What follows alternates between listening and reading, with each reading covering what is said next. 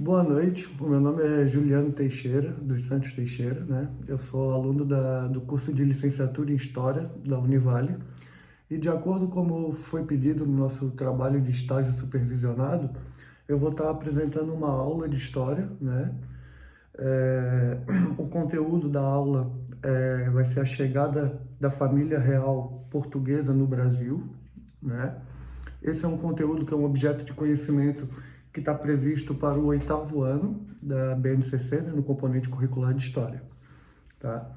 Então, para começar, para a gente entender um pouco, né, da chegada da família real aqui no Brasil, o que levou a família a sair de Portugal, de Lisboa e vir para o Rio de Janeiro, né, o impacto que isso teve aqui no Brasil na época, que ainda éramos uma colônia de Portugal.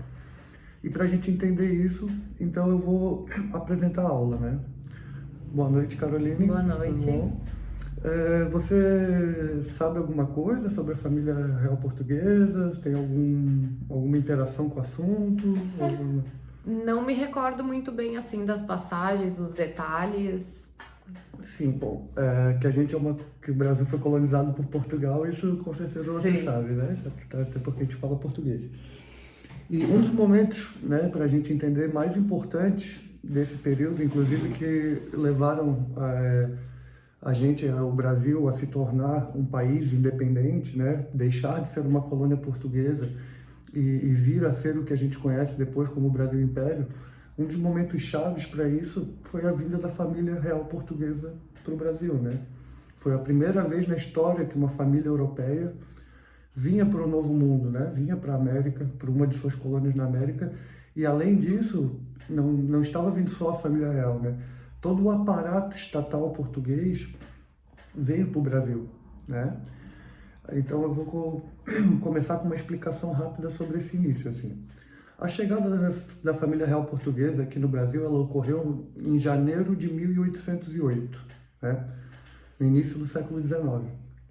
O Brasil já tinha descoberto o ouro em Minas Gerais, né, lá no fim do século XVII.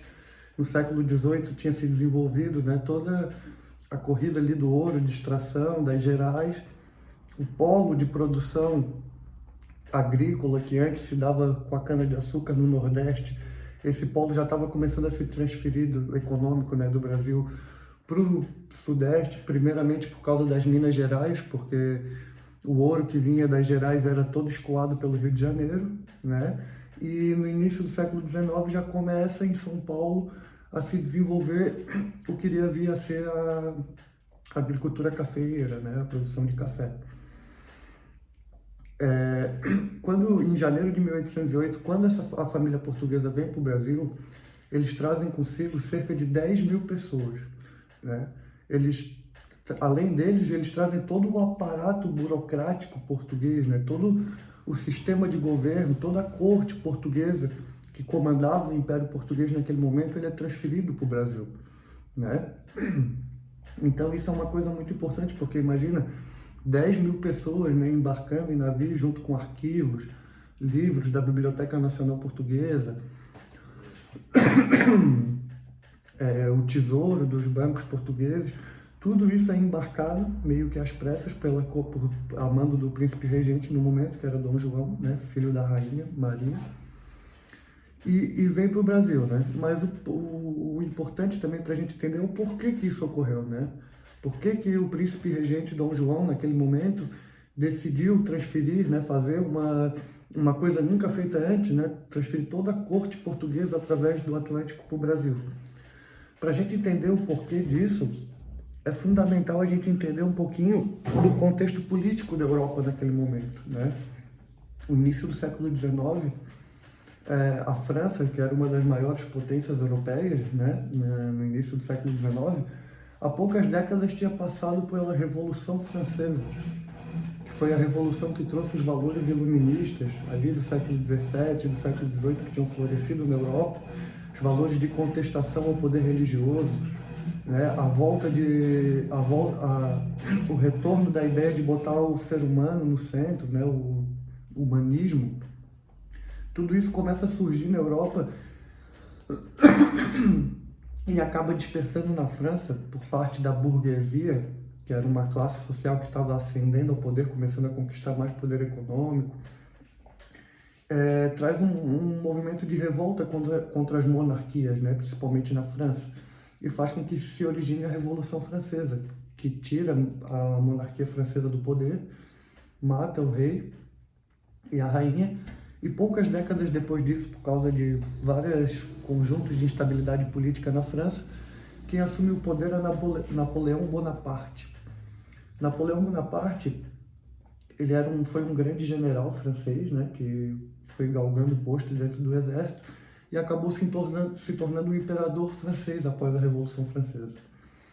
E Napoleão, ele começou um movimento dentro da Europa que ficou conhecido como as Guerras Napoleônicas, onde ele decidiu começar a aumentar o poderio francês, expandir a influência francesa pela Europa, né? E o seu maior inimigo na época, a maior nação que poderia fazer frente ao poder de Napoleão, né, o poder francês, era a Inglaterra. Então, em 1806, né, então 2 anos antes da família real portuguesa vir para o Brasil, Napoleão, através de um decreto, ele cria uma medida que ficou conhecida como bloqueio continental. O que era esse bloqueio continental? Ele, através desse decreto, ele proibia, sob pena de invasão, que qualquer país europeu, continental europeu, fizesse comércio com a Inglaterra, né? Que é a ilha Grã-Bretanha, que é uma ilha separada do continente europeu, né? A Grã-Bretanha é dividida da França pelo Canal da Mancha.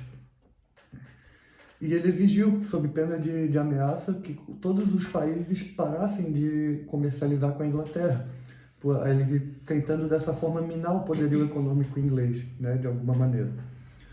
Só que muitos desses países europeus, entre eles Portugal, dependiam do comércio britânico muito mais do que a Inglaterra dependia do mercado consumidor europeu, né? A Inglaterra já tinha começado a sua revolução industrial, tinha aumentado a sua produção e já tinha desenvolvido vários mercados consumidores pelo mundo. Então, muitos desses países europeus dependiam muito mais do comércio com a Inglaterra do que com a Inglaterra deles, e não respeitaram o bloqueio continental de Napoleão, né? E Portugal foi um desses países. Então, Napoleão, vendo que Dom João continuava naquela neutralidade interesseira, né, nem apoiando totalmente a França e nem apoiando totalmente a Inglaterra, mas continuando comercializando com a Inglaterra, ele decide cumprir com a sua ameaça e arregimenta cerca de 25 mil homens e, através da Espanha, passando pela Espanha, ele invade o norte de Portugal, né? Para ilustrar um pouco isso, tu entendeu bem, assim? Ficou com alguma dúvida? Não, compreendi bem. Para ilustrar bem isso, eu peguei um texto do site Brasil Escola, que explica um pouco, e eu vou ler para ajudar no entendimento, e daí tu vê se tu ficou com alguma dúvida. A transferência da corte portuguesa para o Brasil tem relação direta com os acontecimentos da Revolução Francesa e do período napoleônico. Desde o início da Revolução, a existência dos regimes absolutistas na Europa foi severamente ameaçada. Os regimes absolutistas eram os que tinham o rei, né, como comandante absoluto, central do Estado, figura central do poder estatal. Após 10 anos do levante, né, da Revolução Francesa, Napoleão Bonaparte surgiu como governante da França. Os acontecimentos da Revolução reforçaram severamente a rivalidade entre a França e a Inglaterra na Europa. E isso se refletiu diretamente nas relações de Portugal com esses dois países. Internamente, uma divisão muito grande instalou-se em Portugal, uns defendendo que o país se aproximasse da França e outros defendendo a boa relação estabelecida havia séculos com o Reino Unido. Portugal, ainda no período revolucionário, ainda no período da Revolução Francesa, né, ele assinou um acordo de proteção militar com os ingleses, mas, ainda assim, buscava manter publicamente uma posição neutra, de forma a não desagradar nenhuma das nações. Na medida em que a tensão crescia, o que Dom João fez como medida cautelar foi reforçar as defesas do país na fronteira com a Espanha, entre 1804 e 1807, segundo pontuam os historiadores Lila Schwartz e Heloise Sterling. A ascensão de Napoleão Bonaparte só contribuiu para que a situação se agravasse, pois o ímpeto expansionista e o desejo de reformular o mapa europeu do general reforçaram a polarização do continente. O regente Dom João, que só se tornou Dom João VI em 1816, como mencionado, era constantemente pressionado pelos apoiadores de franceses e ingleses a tomar partido. Conseguiu entender bem? Esse texto te ajudou? Ficou com alguma dúvida? Compreendi que eles vieram, né, por conta de todo esse conflito que houve lá e eles se transportaram para cá para que houvesse a colonização e se estabelecer aqui e criar uma sociedade. Então, a colonização ela já havia começado lá em 1500, né? Com Pedro Álvares Cabral, que veio aqui, se estabeleceu primeiro as capitanias hereditárias, depois um governo geral. O Brasil, no século XIX, em 1808, ele já era uma colônia portuguesa desde 1500, né? Mas ele ainda tinha o status de colônia, né? Ele tinha os seus portos fechados, ele servia só como um país de produção agrícola, né? De, como a gente chama hoje de commodities, né? Que a gente ouve no jornal, mas que só exportava os seus produtos agrícolas para fora, né? De agroexportação, e comprava os produtos manufaturados vindos da Inglaterra, mas a partir de Portugal, né? Portugal é que mantinha o monopólio comercial. Então, a própria elite do Brasil colonial, por exemplo, os grandes fazendeiros, né, da cana-de-açúcar, eram extremamente dependentes do governo português, pois só os portugueses podiam vender o seu açúcar para o exterior, né? Eles não tinham autonomia. E isso no século XIX, então 1808, quando a família real, fugindo das tropas napoleônicas, cruza o Atlântico com toda a sua corte, com todo o seu aparato governamental para o Rio de Janeiro, e se estabelece no Rio de Janeiro, que na época era a capital da colônia, eles mudam o status do Brasil de colônia, o status quo, né, que era uma colônia portuguesa, e vira Reino Unido a Portugal, né, o Reino Unido de Portugal e Algarvios. Então, o Brasil naquele momento começa a se tornar sede do governo português, né? O Império Português, que se estendia na América, na Europa, na África, na Ásia, que tinha sua sede em Lisboa, né, em Portugal, a partir de 1808, transfere esse poder, esse centro de comando para o Brasil, fazendo com que ele se afaste o poder do Império Português das conturbações políticas europeias, né, mantendo toda aquela instabilidade política para depois do Atlântico.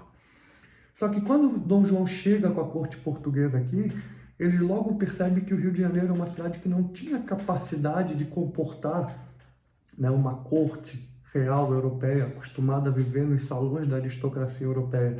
O Rio de Janeiro, nessa época, era uma cidade sem esgotos, né, onde os dejetos eram jogados à luz do dia.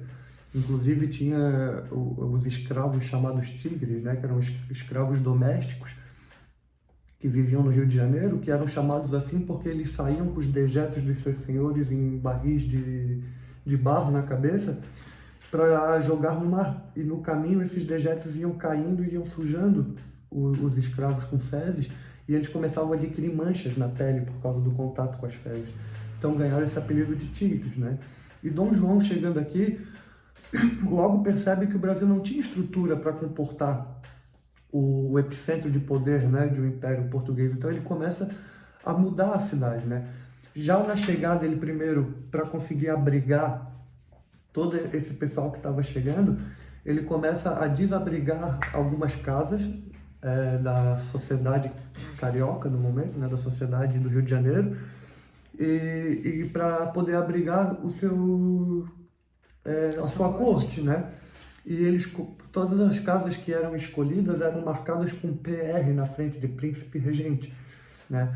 Mas pela truculência e pela obrigação de se liberar as casas para esses burocratas portugueses, os brasileiros começaram a dizer que as iniciais significavam de ponha-se à rua, né? Que era como uma ordem deles mandando se botar à rua.